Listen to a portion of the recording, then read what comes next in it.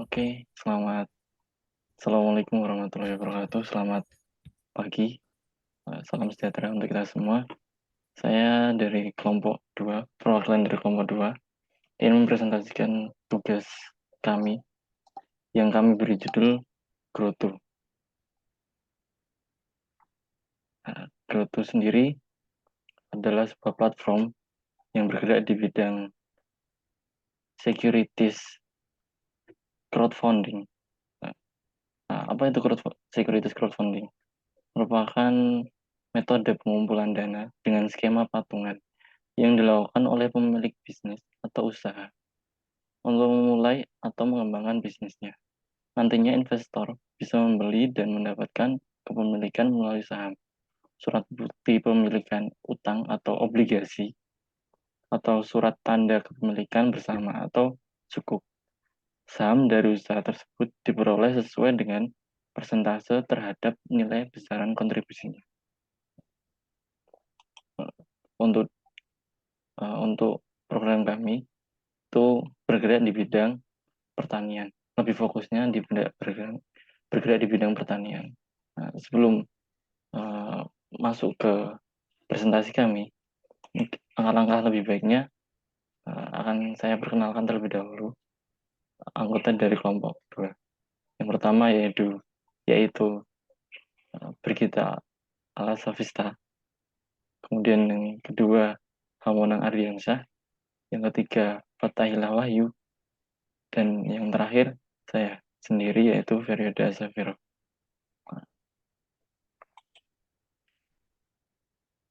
Selanjutnya, yuk mengenal lebih jauh tentang kami. Alokasi dana, alokasikan danamu bersama Growth. Nah,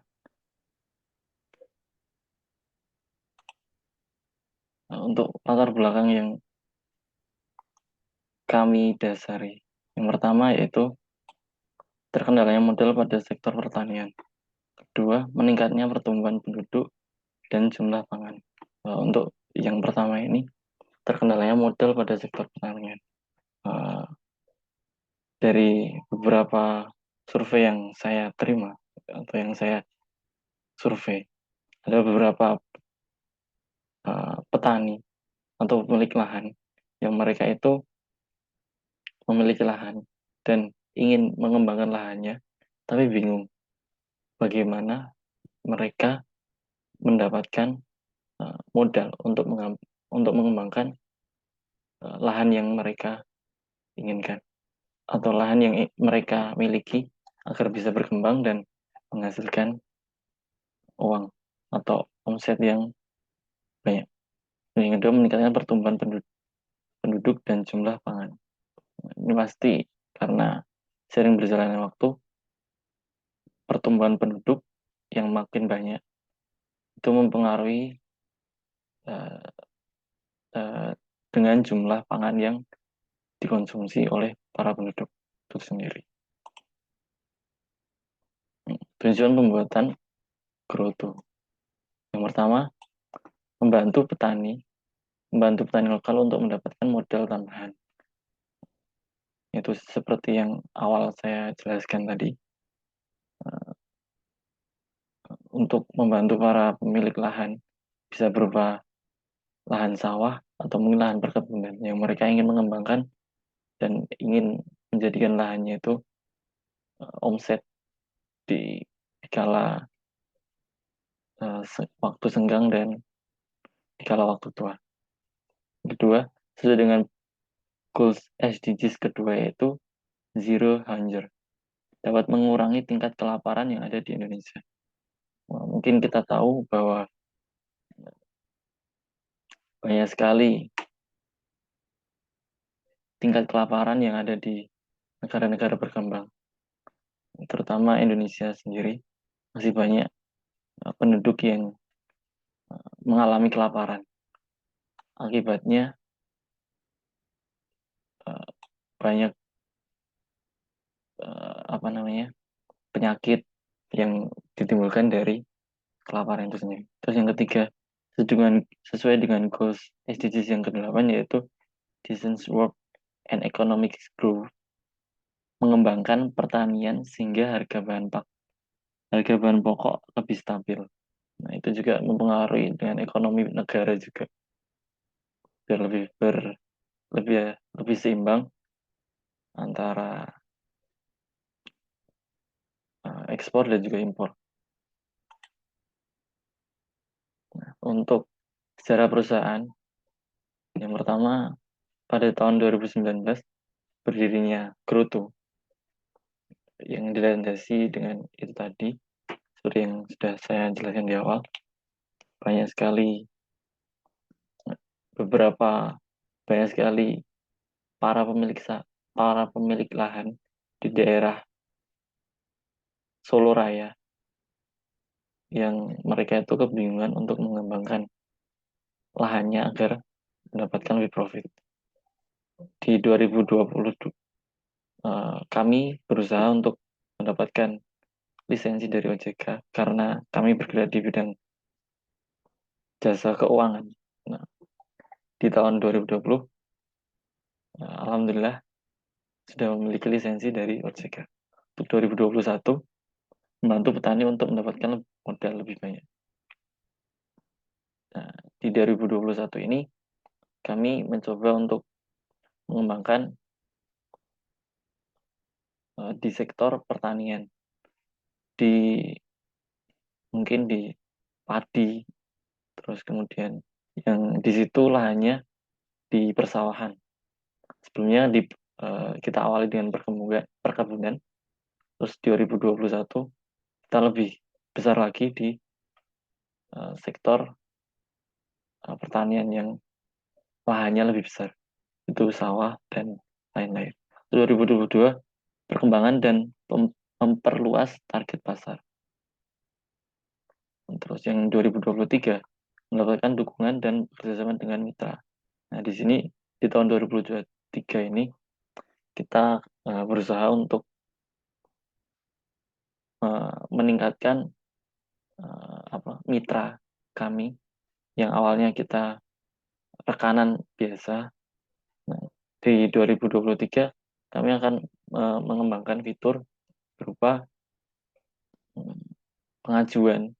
Nah, di situ kami akan men-screening apakah pengaju itu layak untuk diberikan modal dari para investor.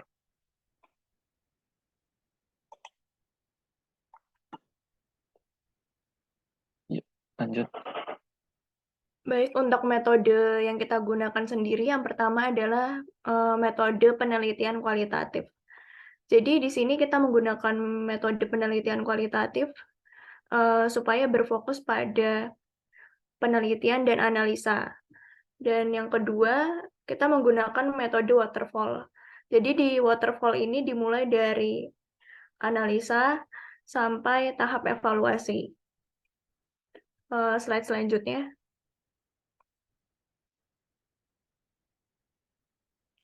Untuk tahap pengembangan aplikasi, kita dimulai dari tahap planning, yaitu perencanaan dan analisa.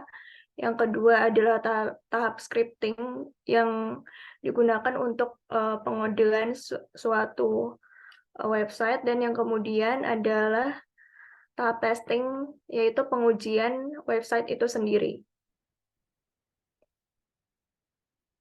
Selanjutnya, kita masuk ke rancangan desain dari si tahap planning tadi. Ini adalah tampilan dashboard dari Growto, yaitu di mana ada fitur proyek, cara kerja, dan ajukan pendanaan. Kemudian ada fitur tentang Growto sendiri, ada fitur profil, notifikasi. Selanjutnya, ada login page dan sign up page. Di login page ini, seperti biasa ada user atau admin yang bisa memasukkan email atau password untuk menggunakan aplikasi Growto. Dan yang selanjutnya sign up page. Sign up page ini digunakan bagi para user yang ingin bergabung atau yang pengen melakukan investasi pada aplikasi Grotto untuk membantu sistem pertanian di Indonesia. Selanjutnya ada tampilan transfer page. Transfer page ini di sini ada apa ya, timbal hasil. Nah, timbal hasil ini digunakan ketika para investor yang sudah melakukan investasi dapat melihat seberapa banyak keuntungan yang mereka dapat. Kemudian ada total investasi. Total investasi sendiri ini digunakan ketika seberapa banyak sih jumlah eh, jumlah jumlah yang investor gunakan. Dan tahap portfolio page sebenarnya kegunaannya hampir mirip dengan si transfer page. Selanjutnya bisa dilanjutkan oleh teman saya, Fatahila.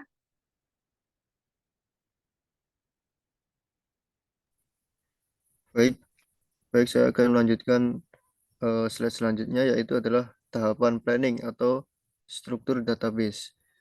Nah, struktur database di sini merupakan rancangan dari LRS, yaitu eh, keterkaitan atau relasi antara database yang satu dengan yang lainnya. Di dalam LRS yang kita buat ini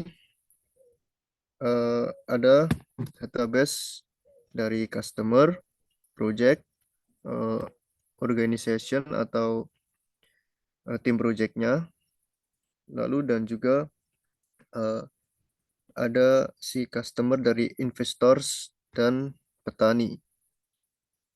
Kita lanjutkan untuk selanjutnya adalah siapa saja sih yang memiliki hak akses di dalam website ini.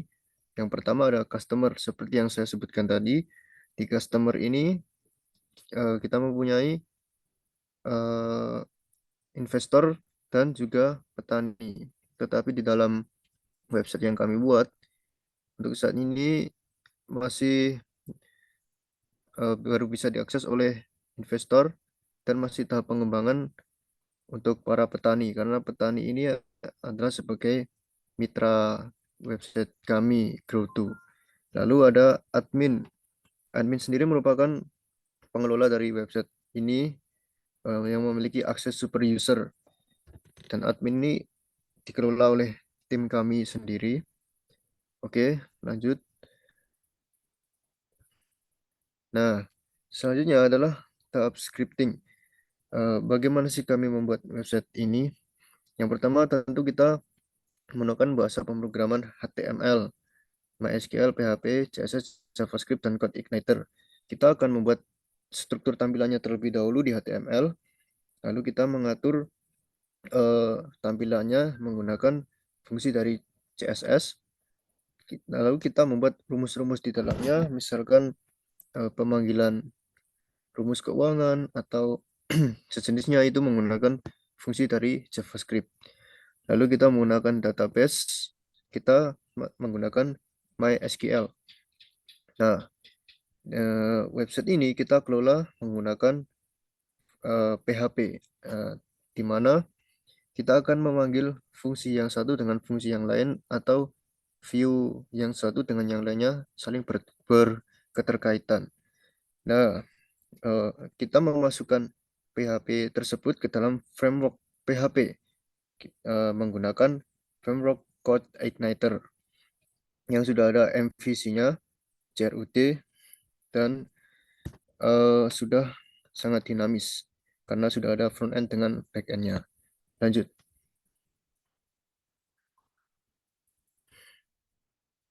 Nah, tahapan testing, misalnya kita sebagai user atau admin, kita akan menginputkan terlebih dahulu di dalam halaman atau autentifikasi, kita menginputkan nama atau username, atau kita bisa merubahnya menjadi email.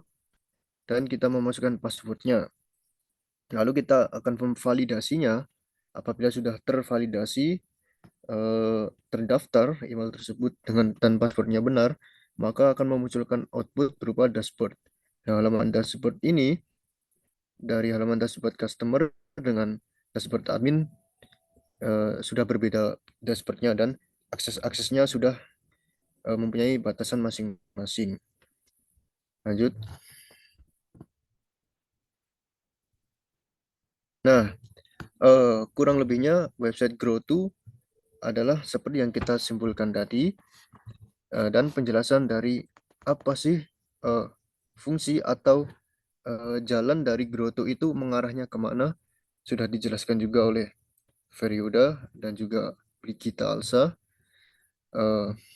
Jadi kesimpulannya adalah Grow2 merupakan suatu wadah yang berperan dalam membantu petani-petani lokal yang sedang mengalami kesulitan dalam mencari modal. Grow2 membantu para petani untuk terhubung dengan para investor sehingga kebutuhannya dapat terpenuhi. Jadi, petani lokal yang mengalami kesusahan dalam mencari modal untuk menanami lahannya bisa menjadi mitra untuk bergabung ke Grow2 dan akan terhubung dengan para investor untuk memberikan modal bagi para petani. Baik, cukup sekian dari saya. Silakan dilanjutkan, Vero. Ya, sekian presentasi dari kami pada hari ini. Apabila ada kurang lebihnya, kami mohon maaf yang sebesar-besarnya. Atas perhatiannya kami ucapkan terima kasih kepada para penonton. Dan kami butuh kritik dan saran dari kalian. Terima kasih. Wassalamualaikum warahmatullahi Assalamualaikum wabarakatuh. warahmatullahi wabarakatuh. Selamat pagi.